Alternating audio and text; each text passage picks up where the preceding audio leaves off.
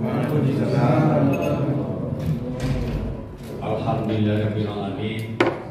Wassalatu wassalamu ala alihi wasallam. Amma ba'du. Alhamdulillah pada pagi hari ini yang cerah ini kita diberikan kesempatan dan hidayah dari Allah Subhanahu wa taala. Kemudian salawat dan salam kita sampaikan kepada junjungan Nabi kita Nabi Sayyidina Muhammad sallallahu alaihi wasallam. Dan sama-sama kita hormati muliakan Bapak Aktor Wilayah Sumatera Barat. Alhamdulillah ada diwakili oleh Bapak Habib Rai Pak Jason. Kemudian Pak Kasih Kepulauan yang sangat hormati dan istimewa para peserta, para penghulu di Sumatera Barat dalam rangka penguatan literasi beragama bagi kepemuluan angkatan kedua. Baik Bapak, singkat saja, mungkin ini perkenalan singkat sekira di biodata saya sudah secara ringkas disampaikan. Tapi mohon izin saya berdiri Pak ya. Silakan Pak. Saya kira lebih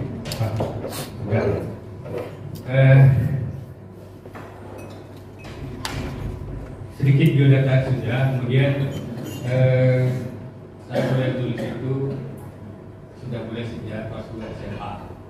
Jadi memang saya kira tahun 1987 sudah mulai sampai. Lalu menulis buku itu mulai tahun 1995 sampai hari ini. Baik, sebagai tambahan perkenalan, saya tinggal di Situbondo Bandung dengan satu istri, kemudian 2 orang anak.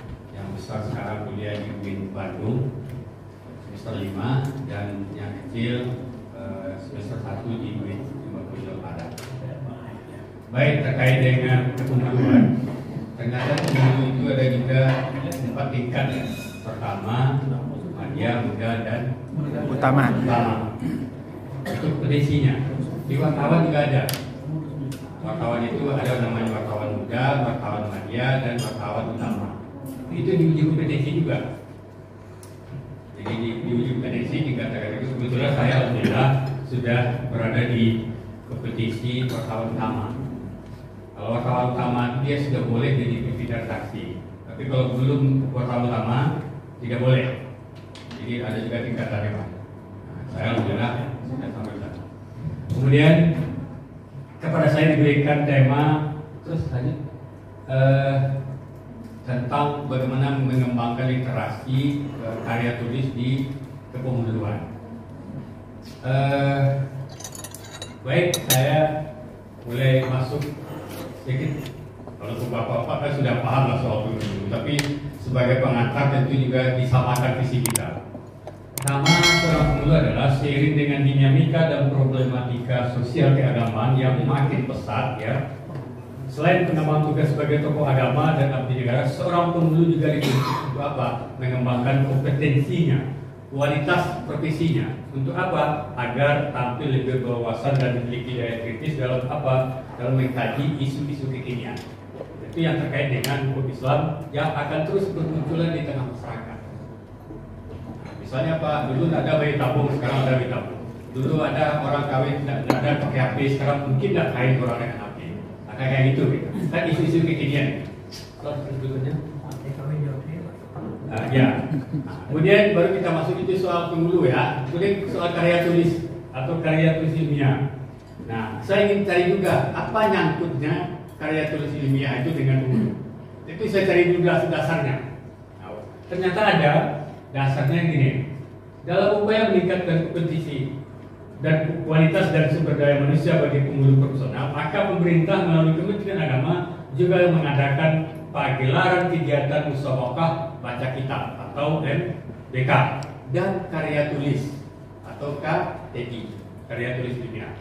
Nah, KTI ini yang sejak awal bermaksud hendak membudayakan tradisi tulis menulis di kalangan pemulu agar tidak sekedar menjadi masyarakat bicara atau speaking society, tapi lebih jauh juga mampu menuangkan ide-ide yang ada dalam benak pikiran ke dalam bahasa tulisan. Jadi saya itu ternyata memang ada dua kompetisi, satu soal bagaimana membaca kitab, yang satu lagi bagaimana menjadi karya tulis dunia.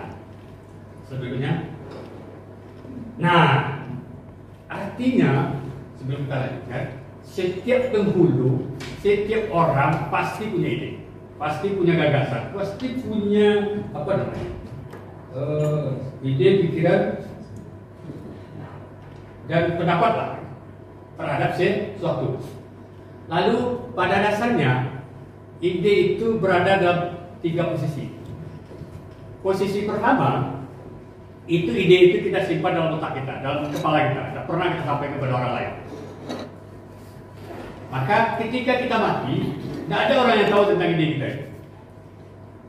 Tidak pernah cerita kami ini, tidak pernah cerita. Itu ide dia, ketika mati hilang. Yang kedua, ide itu kita sampaikan kepada orang lain, bisa kepada bini, kepada anak, kepada tetangga, kepada kawan, pokok kepada orang lain. Nah, ketika kita mati, ide kita itu, gagasan kita itu, yang tahu hanya orang yang sempat apa kita beri tahu. Oh, udangku dulu mengicet, ini jika. Oh, ayah saya mengatakan dia pernah berjuang begini. Kamu pernah dengar kita kan? Tapi dari sekian yang disampaikan, paling-paling yang ingat itu mungkin bisa setengah, seperempat, atau cuma dari 10 disampaikan mungkin cuma ingat 2 misalnya kan. Nah, karena daya tangkap kita mesti terbatas kan. Nah, maka terpotong-potong lah itu. Dan orang yang tahu itu adalah ketika orang yang pernah mendengar. Jadi itu posisi ide. Berarti satu sudah, kedua menyampaikan. Yang ketiga apa? Yang ketiga adalah kita tuliskan.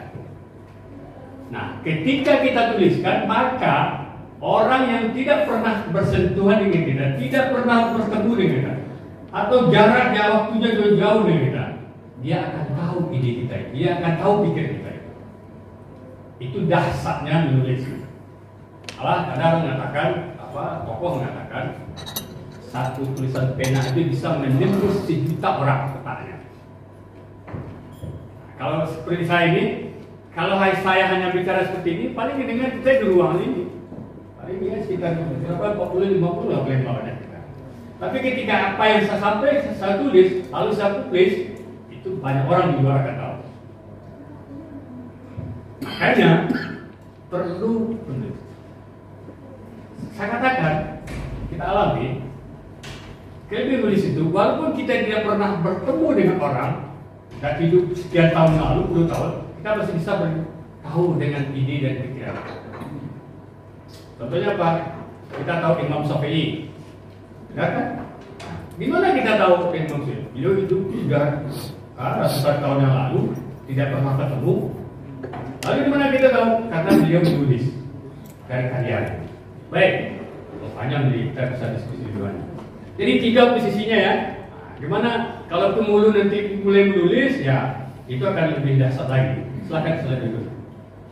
Oke, nah kasus-kasus kontemporer. Munculnya kasus-kasus kontemporer seperti apa? Seperti ijab kabul lewat media elektronik, telepon, internet, apalagi telekonferensi. Yang terakhir mungkin bisa Zoom meeting misalnya kan. Nah, karena Zoom meeting munculnya baru kan di era pandemi kan. Kemudian pengucapan ikhram talak melalui pesan SMS.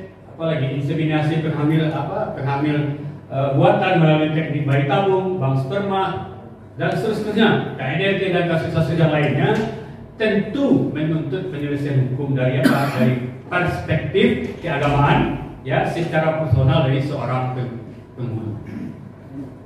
Itu kan fakta-fakta mungkin di tengah masyarakat mulai kita temukan, yang sebelumnya tidak ada, sekarang sudah mulai kita temukan. Kemudian apalagi belum lagi masalah-masalah terkait dengan adat, tradisi dan tata cara perkawinan yang ada di tengah masyarakat itu sendiri. Kemudian, nah data-data terakhir, tugas-tugas kepenguluan, kasus-kasus yang ditemui juga bisa dijadikan karya ilmiah. Artinya, kasus-kasus kontemporer itu bisa menjadi kajian, tulisan, karya ilmiah yang dibuat oleh penghulu. Nah, Pak, kan sudah ada mungkin para pakar di tingkat nasional mengatakan keputusan ini macam lah gitu. Ya boleh, tapi kasusnya terjadi di tengah bapak yang hadapi. Bagaimana dinamikanya? Itulah yang menurut saya salah satu tugas, salah satu poin yang bisa kita tulis.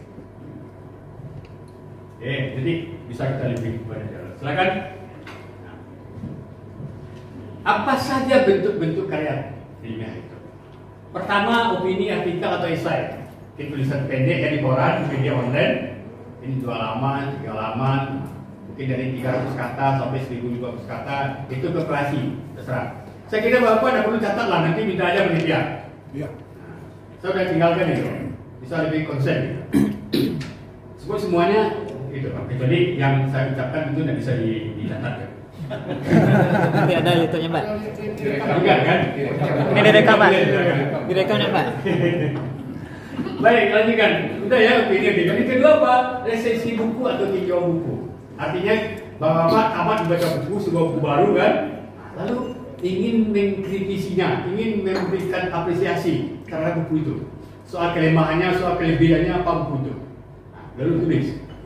Ini data bukunya apa, judulnya siapa, penulisnya apa, halamannya berapa, penerbitnya siapa, tahun berapa itu. Biasa dilihat dari buku kan, itu juga. Lalu ketiga studi perpustakaan atau studi lapangan. Studi lapangan pustaka ya kita belajar, kita cari data-data di buku, lalu kita bahas, kita kaji jadi dia sebuah karyanya. Atau observasi atau ke lapangan, lalu kita tulis. Yang keempat ada laporan penelitian, ya itu tuh ini lebih dalam, biasanya dilakukan oleh kalangan akademisi. Tapi bukan tidak tertutup di kalangan akademisi agama, pun melakukan, banyak kok melakukan itu. Kemudian terakhir ya skripsi, tesis, disertasi. Nah ini tentu untuk orang yang kuliah di perguruan tinggi. Oke, ini ada ya, ini bentuknya ya. Silakan nanti. Saya kira untuk pemulu itu bisa melakukan 1, 2, 3 atau 4. Kelima bisa. Bisa kelima ya, kalau yang kuliah ya. Ya terjawab terus saya jawab. Oke, saya. Nah, lalu di mana Bapak ingin mempublikasikan karya ilmiahnya? Kalau ditulis Pak, itu kamar ya. Nah, kan itu pertanyaan kan? Nah, bisa ditulis apa surat kabar atau majalah? Kalau dulu di Kementerian Agama kan ini ada majalah Amal Bakti. Amal Bakti ya? Iya. Nah, saya pernah nulis itu di Amal Bakti itu tahun 1960 kalau nggak salah. Waktu di zaman gua umpasnya. Bisa di majalah lain gitu kan? Kemudian yang terkini ya kalau dulu kan banyak surat kabar saja. Kayak Senggalang misalnya banyak buat opini saja. Media online atau portal berita banyak sekarang. Tapi juga hati-hati juga, jangan berita portal yang tidak punya penanggung jawab atau portal abal-abal, jangan. Harus jelas identitasnya. Nanti kita bicarakan soal soal media online. Kira jurnal, ya jurnal tentu lebih tinggi ilmiahnya, karya ilmiahnya. Dan terakhir buku.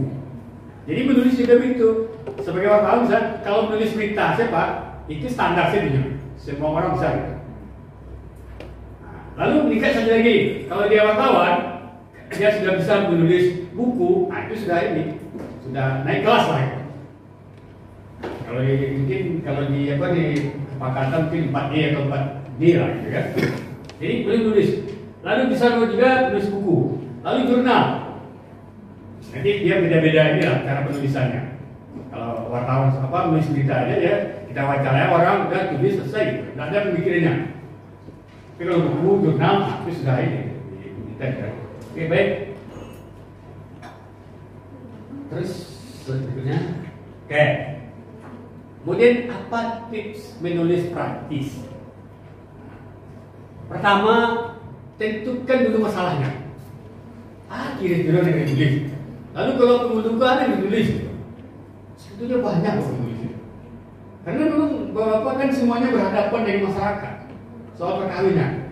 Misalnya ada bertemu dengan kasus perkawinan yang mungkin orang tuanya mengalah, ayahnya misalnya di Bali, atau bisa juga ayahnya mau mengawinkan, tapi kita dapat informasi bahwa ayahnya itu bukan ayah kandungnya. Misalnya ini, atau memang ayah kandungnya, tapi nikahnya setelah dia anaknya kawin. Ada kasusnya seperti itu. Nah, itu yang perlu dibahas. Tulis itu, bagaimana ini tanggapan masyarakat? Apa dasarnya? Kita tentukan masalahnya. Oke? Kalau sudah tentukan masalahnya apa lagi? Siapkan referensi. Referensi itu bisa koran, bisa buku, bisa jurnal, bisa keputusan, terserah. Tapi yang terkait dengan masalahnya. Yang ketiga, baru tuliskan apa yang diingat. Ini di kepala ada kan? Nah, bebas pikiran kan ditulis. Kemudian, kalau lah ditulis dan diingatkan itu, lah ya hampir selesai, berilah judul yang pas, menarik. Jangan judul dipikir dulu. Kok kadang judul dipikir dulu? Masalahnya ada dulu. Dia kan bawa aku judul lebih pak. Masalah sih nadu masa judul dipikir. Tapi ya sudah lah, karena memang itu baru-baru ya. Pikir masalah tulis saja dulu. Nanti setelah kita baca kira-kira judulnya apa yang menarik kan. Kemudian setelah kita pilih judul yang menarik, gunakan bahasa baku, jelas dan standar. Ingat, kalau karya ilmiah itu, karya tulis itu ya dibaca orang yang tamat SD atau di sekolah itu ada yang baca sampai ke profesor. Artinya apa bahasanya? Bahasa standar. Dan bahasa gue dan dulu. Ya kan ada bahasa dulu dan gue itu. Oke. Sudah kita gunakan bahasa yang standar. Lalu apa? Setelah kita selesai tulisan kita baca lagi, koreksi lagi. Kira-kira ada nggak salah ejaannya? Huruf besar ini atau huruf kecil? Cari pedoman umum ejaan bahasa Indonesia atau UEB, pedoman umum ejaan bahasa Indonesia. Tipis, paling nggak sampai 90 halaman lah. Kalau dulu di toko buku dibeli, sekarang PDF-nya banyak. Kalau mau minta nanti saya kasih PDF-nya. Kemudian apa? Setelah kita baca, kita letakkan tulisan tersebut beberapa saat bisa dalam laci dan bisa di meja sehari 2 hari. Lalu kita baca lagi. Kita anggap ya kedalamannya, kita anggap tulisan itu adalah tulisan orang lain. Karena kan kita biasa mengkritik orang mudah lah. Mudah kan mengkritik orang, dia wah itu baru bisa nih gua apa? Saya koreksi. Nah, baru kemudian kita siap untuk dikirim. Nah, kalau dulu mengirim visa itu pakai pos, ya, atau kita antar ke kantor redaksinya. Tapi hari ini kita duduk aja di tempat kerja kita bisa. Dengan apa? Tekan tombol dengan email sudah sampai. Nah, sertakan data kita kalau kita baru-baru tanda pengenal, misalnya apa? KTP misalnya kan. Supaya kenal nomor kontak misalnya. Itu supaya apa? Kalau ada hal itu bisa dihubungi. Nah, yang 10 yang terakhir, mulailah belajar menulis dari apa? Dari masalah yang dekat dengan kita, pengalaman kita yang langsung. Ini kita alami saja. Kalau tip ini Bapak pakai, saya yakin akan menghasilkan karya. Tapi kalau agak ya kayak ini, ya susah ini. Karena bingung terus, lain itu ditulis, tapi ketika tulis anak tertulis dari tulis. Sebenarnya boleh saja. Oke, nanti kita lihat. Nah, tadi tulis sebenarnya kriteria tulis yang baik itu bagaimana? Pertama, harus ada punya ingin tahu yang besar. Misalnya apa? Kayak dulu. Patang pajak tuh kok berang ini, aku nak muah ayahnya mana apa menikahan, ada gitu ya. Ada rasa ingin tahu kita. Tapi kalau dia tulisan aja mengalos betul. Sebetulnya kita bukan mengungkap orang nama orangnya, tapi kasusnya. Soal kalau orangnya kita beber keluar, dia pasti marah juga kan? Aib jadinya. Tapi yang kita angkat itu adalah kasusnya persoalannya. Itu yang perlu kita jaga. Ya, kita harus besar rasa ingin tahu itu. Yang kedua, kuat mental. Kuat mental itu penting banget. Kenapa harus begitu? Orang menulis itu pasti dia berhadapan di depan laptop. Kalau sekarang laptop bisa ketik kan? Kan ada bisa ketik apa? Kalau saya dulu baru-baru menulis itu mesin ketik. Nah, ada punya mesin ketik waktu SMA, mungkin ada boleh mesin ketik. Memang ketik di tata usaha. Kalau pulang orang pegawai kok ketik usaha. Lalu kuat mental ya, artinya apa? Ketika kita bekerja, menulis, lalu ada kawan ngecek, enggak tuh, kau ada boleh ngecek, boleh, nak kuat mental, atau kau aku main song tu, kau kan boleh juga, song tu, kalau nak kuat mental pasti manusia dari dia, payah main song. Jadi memang kuat mental penting. Ada lebih kurang cimeng kawan lain. Kamu ada cari buku, tahu bu? Untuk referensi yang mau menulis kau. Dah menulis sendiri. Tinggal buku dah. Itu harus kita mendapat. Ketika punya integritas, tentu kita sebagai penulis baik itu punya integritas, punya komitmen. Penting. Kalau tidak ada komitmen untuk menulis, tidak bisa. Integritas orang. Kemudian, contohnya apa? Buat kenal Dusky Samad? Ya, Dusky Samad, Profesor Dusky Samad kenal? Ya. Dia punya komitmen. Kalau habis subuh itu, kalau dia keluar, pasti dia di depan laptop. Saya pernah jam 7 atau setengah 8 lah. Tujuan datang ke rumahnya dia. Lalu, kalau sudah selesai cek, baru tidur dia. Kenapa ini? Ketemu dengan dia. Prof, kau baru selesai, saya bisa tasuk. Saudara kita kirim. Jadi ini komitmen setelah salat subuh itu dia tulis.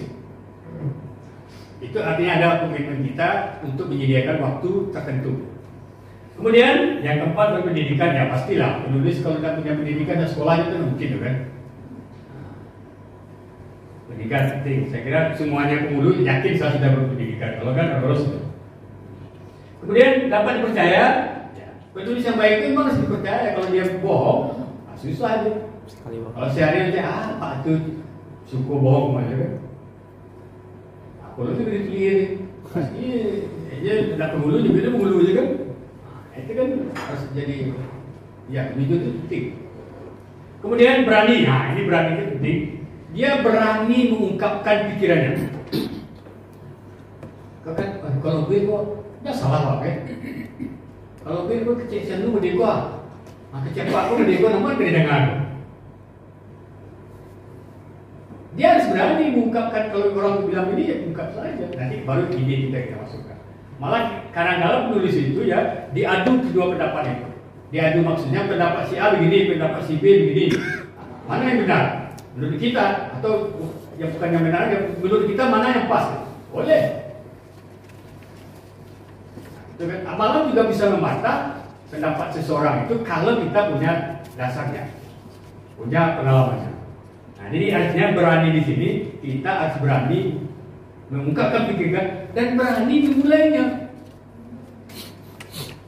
Kalau kita tunggu sosial menulis itu, atau tunggu sebulan dulu, atau aku agak bawa mau selesai lah, anakmu selesai kuliah baru peduli. Selesai kuliah. Nah, kadang-kadang ada kaitannya gitu kan, tapi dicari-cari gitu. Kunti yo aku, serang bangun salah lo, bawa kita beli dia kan, tunggulah selesai salah dulu. Itu dia. Jadi akhirnya tidak perlu berani mengambil sikap untuk memulai menulis. Kemudian yang ketujuh itu tabah dan tahuhi. Saya kira begini juga. Tabah maksudnya itu kita sudah kirim tulisan, tidak nemu ini di koran, tidak nemu ini di media. Malah mah gitu kan. Atau ada kawan gitu atau direktur, apa yang kamu tulis ini? Tidak bagus tulisannya, tidak usah lagi, tidak usah muat. Kalau itu, malah baru menulis lagi nih cakap, macam tulisan juga. Bukan bos mungkin. Malah bisa kan? Ada lagi tulisan kan, awal dari cakap kan. Jadi saya ya banyak tulisannya ditolak, tapi termasuk menerbitkan buku itu. Jangan bawa kira langsung dikirim pun enggak. Ada buku saya tahun 1997 ya, saya kirim judulnya Kenapa Zina itu Dilarang. Saya kirim ke Mizan, kirim ini, tidak ada yang muat. terakhir ada Pustaka Mantik. Pernah dengar penerbit Pustaka Mantik Solo itu? Banyak bukunya. Saya kirim. Apa katanya? Mohon maaf, kami hanya menerbitkan buku terbitan terjemahan dari itu. Tapi ide tulisan Bapak, buku Bapak bagus. Kalau Bapak mau, kami hanya bisa beli naskah saja, 1 kali saja. Karena itu buku saya pertama diterbitkan oleh di luar. Saya bilang, mau aja Bapak terbitkan, tuh syukur. Kau dibeli lagi kan? Waktu itu dibeli cuma 375 kalau saya. Tahun 97 ya. Nah, sekali itu tidak tahu saya lagi dari kirim buktinya 10 buku, habis itu tidak tahu saya apa dicetak atau apa tidak tahu. Tapi ya ini Pak, setelah itu 10 tahun kemudian saya perbarui lagi, judulnya nyetek lagi. Tahu apa judulnya Pak? Enggak, bisa tambah di sini pokoknya itu, tapi bisa tambah lagi kan. Judulnya adalah Free Sex No Nikah Yes. Akhirnya buku itu diterbitkan oleh Pustaka Amzat 2007. Ternyata baru saya tahu 2020 buku itu dicetak ulang pada tahun 2018. Jadi buku itu bisa buka di Mbah Gogel ketemu. Nah, itu artinya apa? Kita tidak pernah harus berani. Walaupun kalau saya ceritakan perjalanan buku itu panjang juga, ada ketemu, tidak habis waktu kita. Baik, kalian sudah boleh cepat cermat. Kita cermat melihat cepat. Misalnya gini, hari amal bakti itu tanggal berapa? 3 Januari kan? Nah, pas waktu itu sebelum itu Bapak melihat ini ada momen. Kalau kita nulis soal Kementerian Agama, berarti sebelum tanggal 3 kita sudah siapkan tulisannya. Itu kita cermat melihat momen. Janganlah tanggal lampir baru tulisan itu kita. Itu artinya kita cermat melihat momen-momennya. Dan kita harus cepat juga kalau momennya ini, maka sebelum itu kita sudah siapkan. Nah, kemudian punya daya inisiatif dan kreativitas. Ini penting. Seorang penulis yang baik itu pasti dia harus punya inisiatif. Oh, kalau selesai ini satu, dia akan muncul lagi yang lain. Kalau selesai ini, dia akan muncul yang lain. Maka seorang penulis tidak pernah habis dengan ide dan gagasannya. Selalu ada. Baik, saya kira slide berikutnya ya. Nah, pertanyaan berikutnya, itu apa menulis? Ya, itu apa Bapak nulis? Kita ini, saya ini, itu apa saya menulis? Ini saya hanya garis besar saja ya, nanti kalau menurut supaya minimal mana yang kita tangkap. Pertama itu perintah agama. Ternyata perintah agama Islam ini bukan salat, bukan puasa, bukan haji. Apa perintah pertama itu? Kalau sudah baca pasti ada yang dibaca. Kalau yang dibaca pasti ada menulis. Selesai. Kalau saya malah menganggap ketika kita melakukan aktivitas membaca dan menulis, berarti kita juga bagian dari beribadah. Kalau kita duduk dasarnya dulu. Aku membaca menulis itu karena ada menjalankan perintah Tuhan.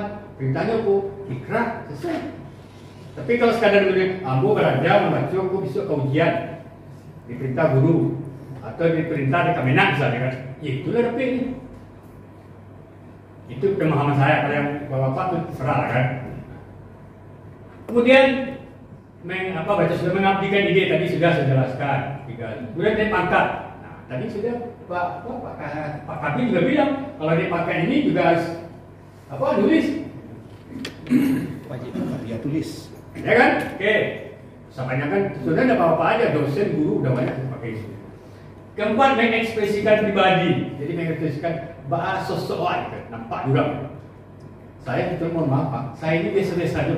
Tidak ada istimewa. Kalau soal sekolah biasa gitu, sekolah di umum apa. Tapi mungkin orang melihat saya karena memang saya mulai menulis itu aja. Saya tak tahu juga belakangan sudah diberi kesempatan seperti ini yang lain. Mungkin karena melihat ada buku saya dilihat. Padahal buku itu mohon maaf, pengalaman saja saya ceritakan sebagian. Nanti saya cerita kalau ada pengalaman yang bisa saya tuliskan. Oke, kemudian bisa menulis mewariskan budaya. Dengan menulis kita mewariskan budaya yang ada di lingkungan kita di masyarakat.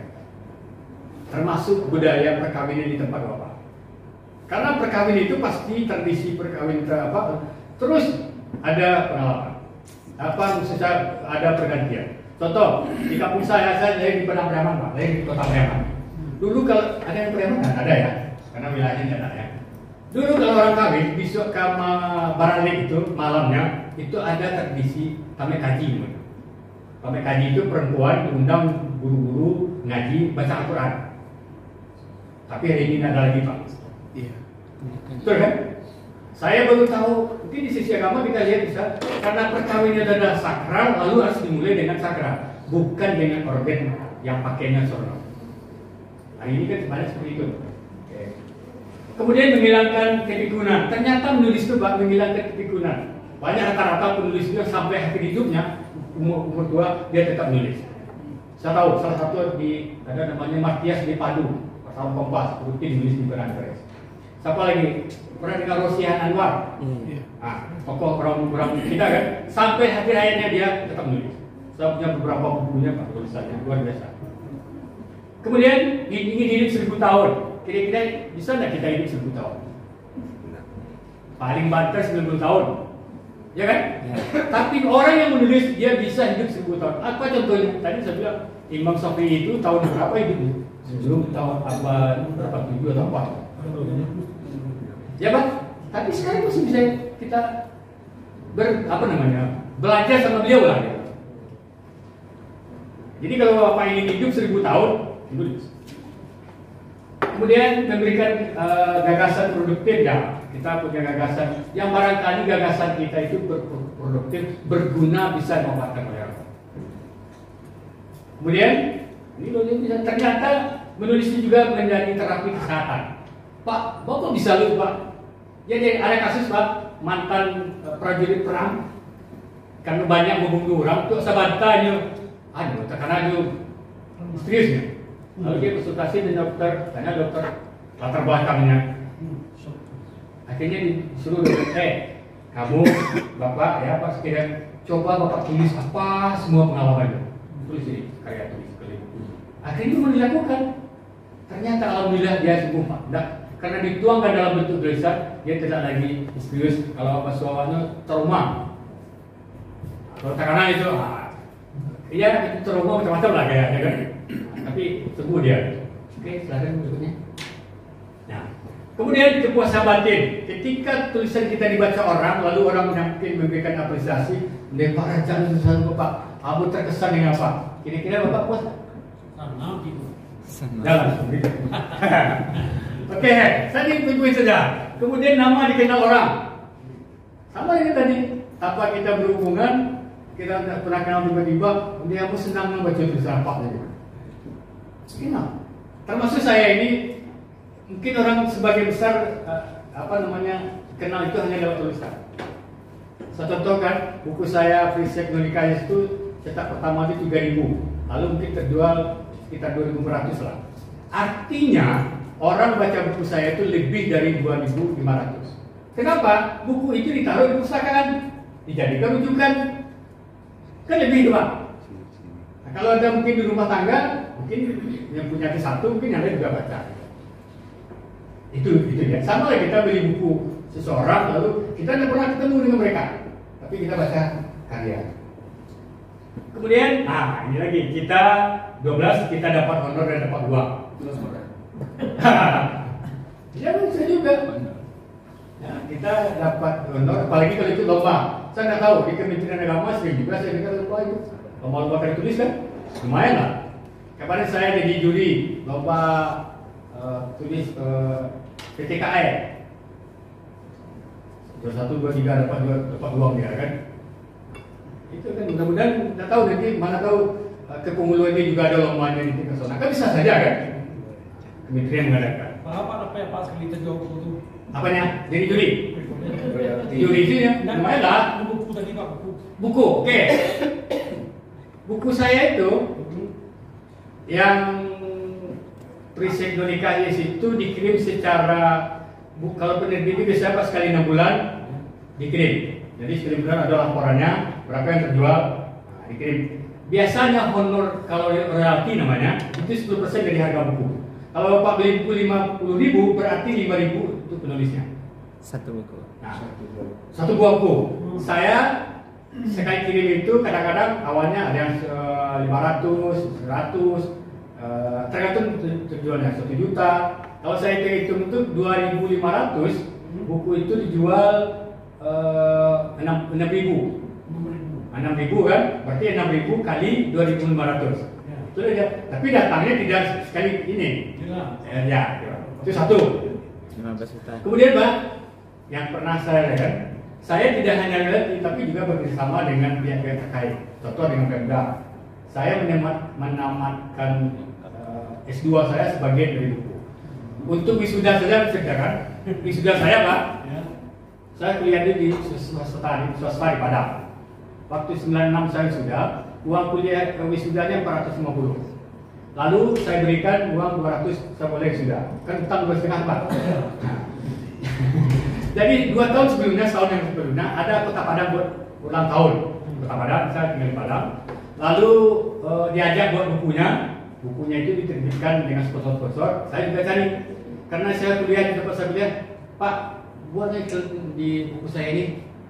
Akhirnya saya buat, saya. Waktu itu tidak terbayang untuk apanya Pak. Pokoknya masa saya, kampus saya nulis buku, besar ada dalamnya. Kan saya sederhananya begini Pak. Lawak lo buku, tapi kuliah ada usul.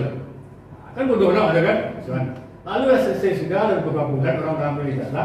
Saya belum, lalu saya datangi nih pimpinannya. Pak, saya kan ijazah saya belum diambil. Kok belum diambil?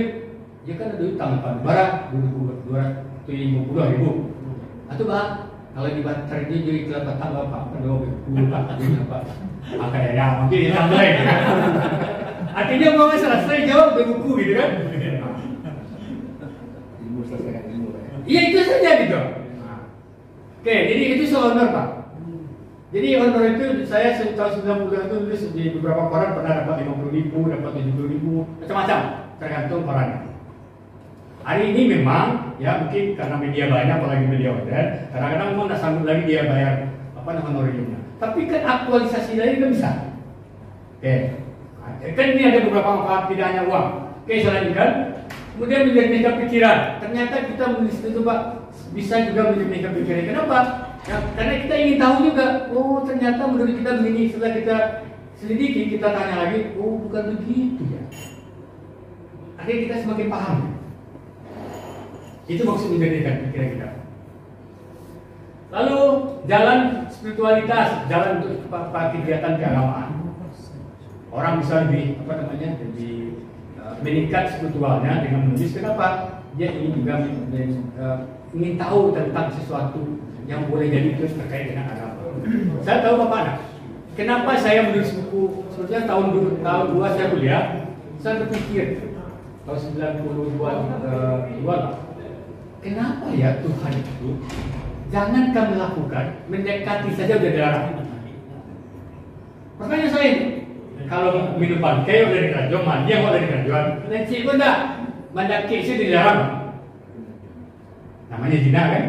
Itulah dasar buku saya lahir. Mengapa zina dilarang? Itu saja. Oke tahu saya. Ternyata memang wajar. Saya kira ada lebih dari 10, 11, 12 tuh akibat dari perzinahan.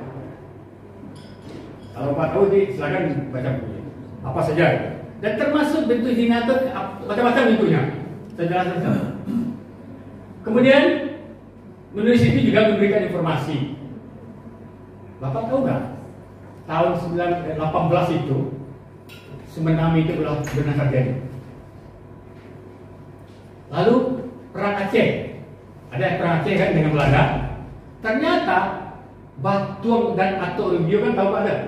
Itu dari Priaman dibawa Pak. Di mana informasi itu? Itu ada namanya saudagar Priaman namanya Muhammad Saleh Rangkayu Basah atau dikenal dengan Saleh. Dia menulis di akhir hidupnya umur 70-an. Sebenarnya dia tulis itu anak cucu saja. Untung para sehat Mek Saleh Rangkayu Basah untuk anak cucu. Itu saja Pak. Tapi kemudian Arab Melayu itu kemudian diterjemahkan ke bahasa oleh cucunya di Bandung. Melati namanya, kemudian tahun 35, kemudian 65 di Indonesia kan, 76 di Indonesia kan. Bukunya itu, di sana kita tahu, oh ternyata perang Aceh itu dari Priaman bukan bisnis. Oh ternyata tsunami itu 18 kan itu sudah ada, tapi belum tsunami namanya. Namanya adalah air laut naik ke darat. Itu kan memberikan informasi dong. Itu dia. Kemudian mendorong perubahan ke arah yang lebih baik. Artinya kita menulis itu dibaca orang, kalau dulu bisa membuat orang lebih baik. Terinspirasi dari tulisan kita. Oke. Kemudian memberikan pencerahan bersama. Nah, ke-8 menciptakan sejarah dan peradaban. Seperti yang saya katakan tadi di buku Mesalin itu menjadi catatan sejarah. Saya tahu di buku itu ternyata Pariaman itu pernah menjadi tempat masuknya garam, kebutuhan garam itu Pak di daerah Dare ini itu dari Pariaman. Lalu siapa toke gadangnya? Orang Cina. Lalu siapa yang bisa mengalahkan Mesalin itu mengalahkan? Luar biasa triknya mengalahkan. Kalau kita baca bukunya. Lalu yang menarik lagi, bagaimana Mek Saleh itu dia ditinggalkan ibunya, belajar agama dan belajar membaca tulis itu Latin itu dari orang Belanda. Taktiknya luar biasa. Kalau saya ceritakan panjang, tapi menarik bagi saya. Nah yang terakhir berdakwah dan mensiarkan pagi-pagi Islam. Kita menulis itu, maksud saya yang lain terserah. Tapi Bapak juga bisa, itu bagi kita berdakwah, bagi kita mensiarkan pagi-pagi Islam. Kenapa bisa begitu? Dengan karya tulis kita itu tidak mengenal batas dan tidak mengenal waktu. Ketika Bapak membuat suatu tulisan, apalagi sekarang dengan media sosial yang luasnya entah berantah, semua orang bisa akses kan begitu kan? Nah, itu bagi kita berdua. Kalau tidak ada yang menulis tentang dakwah, tentang keislaman, tentu yang banyak itu yang non itu saja. Sekarang banyak medsos misalnya kan? Jangan medsos itu mohon maaf isinya ujaran kebencian saja, ujaran tidak senang dengan orang, lalu kita framing gitu. Kenapa tidak kegiatan-kegiatan Bapak yang Bapak sebarkan? Ini bahaya Pak. Soal media ini kan suka orang kita itu dapat pesan lalu di-share, benar kan? Bapak tahu nggak siapa yang buatnya? Kan tidak tahu. Nah lalu dibilangnya mohon maaf seperti ini. Kadang-kadang pesan ini berasal dari imam masjid haram, harus disebarkan. Bagi yang tidak mendapat siap, bagi yang menyebarkan dapat rezeki misalnya. Karena betul dong. Awak dari ujung sebarlah dapat rezeki loh. Itu baru ini Pak, belum lagi yang hoaxnya. Orang yang tokoh nasional yang tidak tahu apa-apa, tidak melakukan apa-apa, lalu kita menganggap itu tidak benar aja. Karena mungkin banyak informasi yang tidak benar dapat oleh kita seolah orang itu tidak bagus juga kita sebarkan. Bayangkan betapa bahayanya. Kalau dalam bahasa agama, mohon maaf dulu saya, ketika kita menyampaikan sesuatu yang baik kepada orang lain, apakah suatu kebaikan lah. Ketika kebaikan itu dilakukan oleh orang lain, kita dapat pahala atau tidak? Iya. Ya kan? Sekarang kita balik. Ketika berita bohong yang kita sampaikan, kalau kita bohong itu sebarkan Pandu tidak suka. Nah, kalau berita bohong itu lalu disebarkan oleh orang lain, lalu disebarkan terus berantai, kira-kira kita dapat pahala atau dosa ya? Dosa. Apa bayangkan? Saya mohon maaf, sejak memang itu tidak mau saya dengan saya Pak. Mau masuk surga, kecil masuk surga lah itu sana lah. Kenapa? Kita nggak tahu. Apalagi mohon maaf, foto-foto atau apa yang agak agak sadis. Maksudnya ada tabrakan, jebret, sebarkan. Belum lagi perempuan yang pakai disorot, betul nggak? Nah ini tentang bapak-bapak pemilu. Jadi saya sarankan setelah ini, jangan sekali bapak lagi menyebarkan yang tidak jelas itu. Walaupun mohon maaf, ada websitenya katanya website apalagi suara Islam, suara dakwah, apalagi macam lagi. Kenapa? Media medsos itu banyak yang menyampaikan hal yang tidak pas. Apalagi ujar kebencian pakai kekerasan.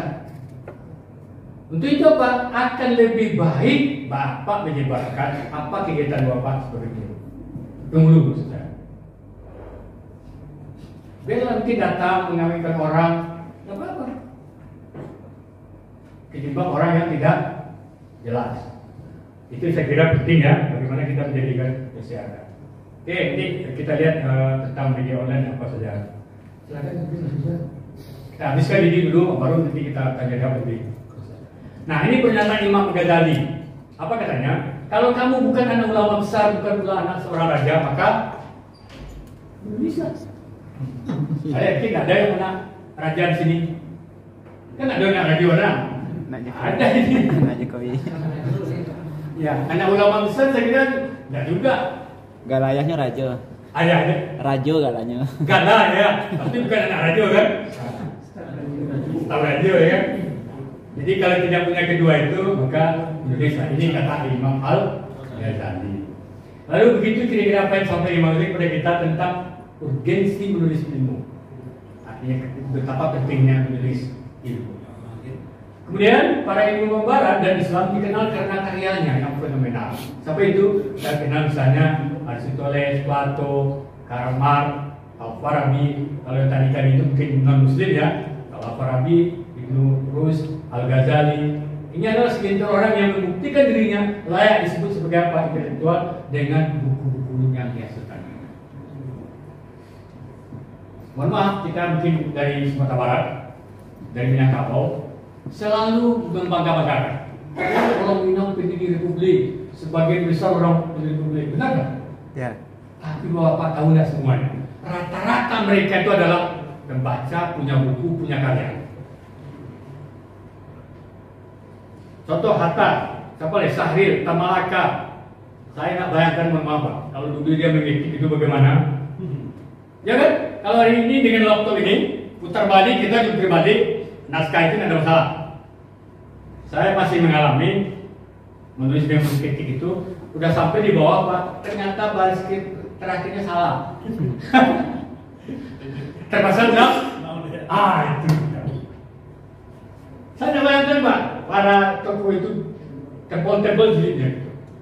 Kayak Madilog Tamalaka itu berapa aman gitu ya? Kondisinya diburu gitu. Masa sekarang kita dengan fasilitas begini tidak bisa? Aduh, terlalu bangit gitu. Kalau bahasa Kennedy kan tidak mudah terlalu bangit, mana gitu kan? Saya sebetulnya kalau soal kesibukan, wah saya juga bisa, ini juga. Saya tanya, mohon maaf, Bapak tadi pagi jam berapa bangunnya? Setengah 5 kan? Saya jam 4 udah bangun Pak. Waktu apa? Nulis. Ada kerja, meminta atau apa, tidak mengolah website. Karena siang hari saya tidak bisa karena ini kan. Biasa aja. Jadi jangan harap pasti orang yang berhasil itu pasti dia kerja keras. Ada dia satu-satu itu Pak. Oke, saya lanjutkan. Sudah? Nah, ini ternyata penulis cerpen pun adalah bagian yang mereka berdakwah. Siapa namanya? Nih. Menulis cerpen juga merupakan dakwah kultural. Dalam cerpen diselipkan nilai-nilai kemanusiaan atau humanitaria yang hampir semuanya juga sejalan dengan ajaran Islam. Kata Ahmad Tohari. Ahmad Tohari ini banyak cerpen-cerpen di hari Kompas. Yang beberapa cerpennya dijadikan buku. Termasuk mungkin yang ini kan kebetulan orang di Jawa. Bapak kenal Nafis? Namanya. Pernah kan? Terkenal dengan apa? Robohnya Surakami. Itu adalah kritik dan juga menurut saya seorang penulis yang cara berdakwah seperti itu. Dia jangan Bapak mohon maaf, cara berdakwahnya bukan padam. Kritiknya apa? Robohnya Surakami itu kan kalau kita lihat dalam filosofi Minang, surau itu kan simbol agama kan? Salah satu simbol agama. Bagaimana yang berkuat? Tapi gaya seperti itu. Jadi cerpen pun bisa jadi dakwah. Oke. Nah, Saya kira udah hampir selesai ini. Ini salah satu buku saya tentang menulis. Ternyata menulis buku itu gampang kok. Saya memberikan ada dua alasan tadi juga sudah saya jelaskan ya. Kalau dalam buku ini lebih rinci lagi. Ya, karena memang ini kan ada 200 lebih ungkapan inspiratif terkait dengan membaca dan menulis. Dari berbagai tokoh, baik tokoh luar negari, tokoh ulama, tokoh apa lagi, publik figur, macam-macam. Betul buku ini ya ada dari 6 orang yang memberi testimoni. Ada Pak Asas Ribani, Profesor besar UIN kan. Lalu ada Ibu Tati ini yang punya IAI dan Unisbar, Universitas Sumatera Barat. Kemudian ada Asri Putar ini dosen isi, ada Rahmat Taufik Sulaiman ini aktivis muda, dan terakhir juga Asari Hasan, dosen dari UIN Jakarta. Beliau yang memberikan testimoni. Nah, buku ini ya, kalau Bapak berminat ada satu itu yang bisa bawa, tapi dengan catatan ganti pencetak. Karena ada yang bayar kan betul gitu kan? Fotokopi. Fotokopi tetapnya bayar kan? Baik, silakan yang terakhir, nanti kita lanjut dialog sekira. Nah, ini buku ya yang baru saya terbitkan. Buku ini adalah kumpulan tulisan reportase, tulisan apa lagi? Future itu bentuk tulisan berita, tapi tidak hanya berita, banyak sumber lalu ditulis yang dimuat di media massa, di koran sejak tahun 1988 sampai 2003. Jadi tulisan saya ketika SMA ada satu sama bukan. Jadi ini baru saya bikin 2 jilid, jadi 1 dan jilid 2. Baru saya terbitkan bulan September yang lalu. Ini memang ya Bapak dia di covernya ini mengisahkan saya memakai mesin ketik. Baru awal nih tahun 90-an mesin ketik kan. Lalu mulai ada komputer gadang. Kalau itu apa ada WS dulu kan. Nah, baru yang terakhir dengan laptop dan buku. Jadi memang saya ingin menggambarkan salah satu itu yang di atas itu sedang wawancara dengan mantan presiden Abdurrahman Wahid. Ini di Pesaman, di rumah dinas Bupati Pesaman. Ada yang di Pesaman? Oke, ini saya mewawancarai. Mungkin nggak tahu nanti ada ketemu orang di Pesaman. Karena ini di Pesaman nih. Bapak ini Mas Johan, saya singkat namanya. Iya. Nah, beliau itu bukunya. Jadi saya ingin menggambarkan bahwa buku ini memang hasil reportase jurnalistik. Kemudian kata pengantarnya sebelah kiri itu adalah diberikan oleh Yurnaldi. Bapak juga pernah lama di Kompas, sekarang beliau di Padang.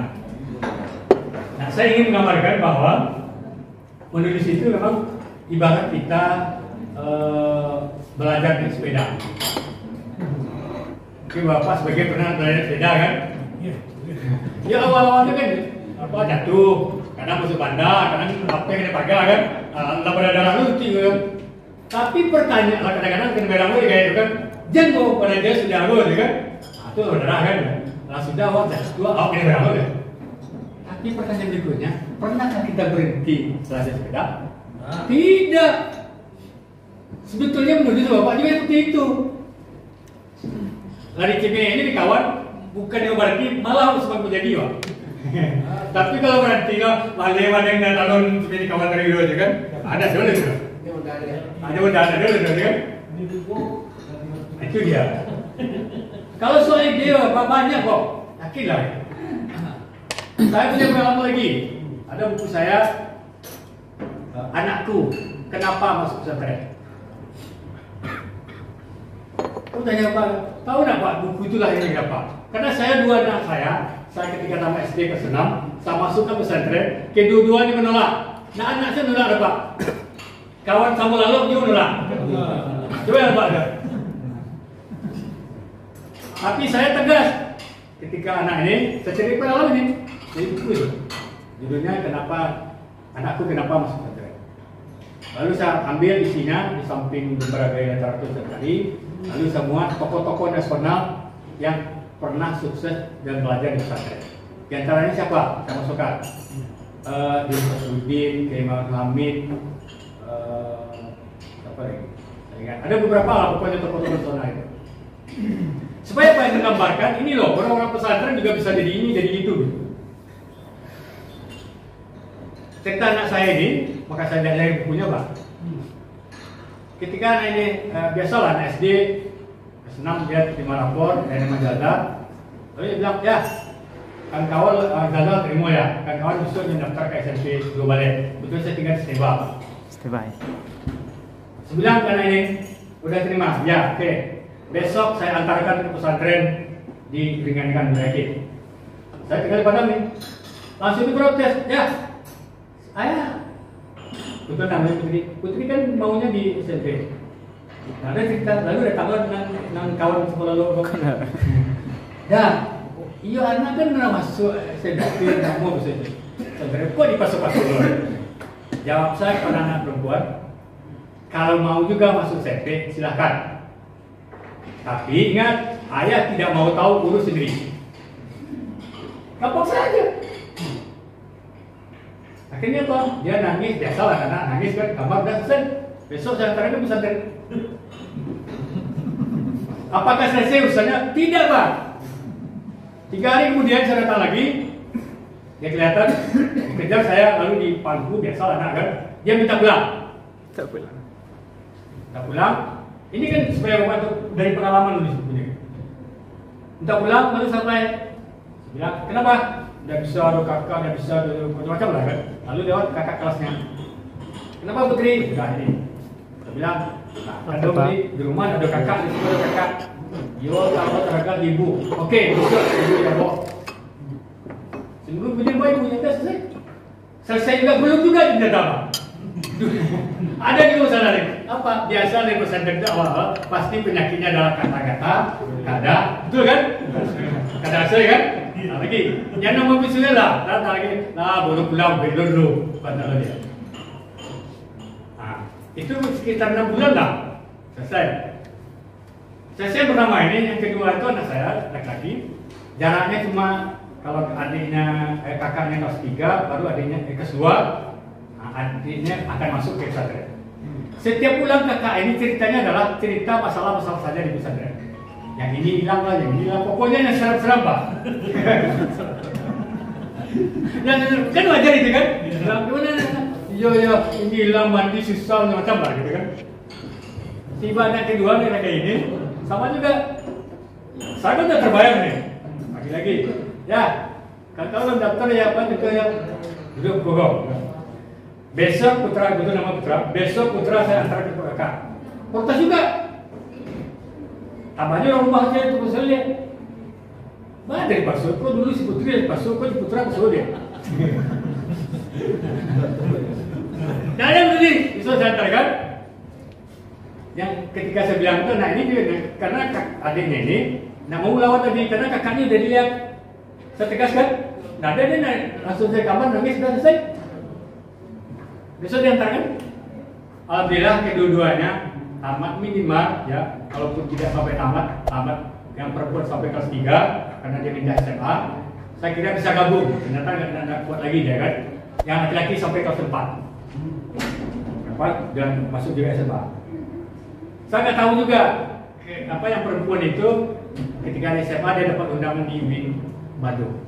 Artinya basicnya sudah ada lah gitu.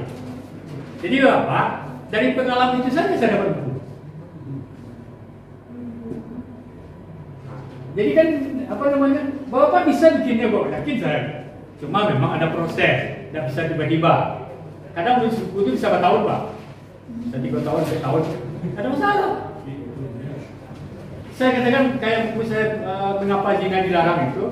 Bayangkan dari saya kuliah di 1992 baru tahun 2 sampai baru clearnya itu 97, 96 lah taruh prosesnya. Berapa tahun itu? Itu ya.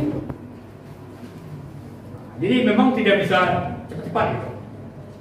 Baik, saya kira demikian. Lagi. Betul. Kita dialog kan.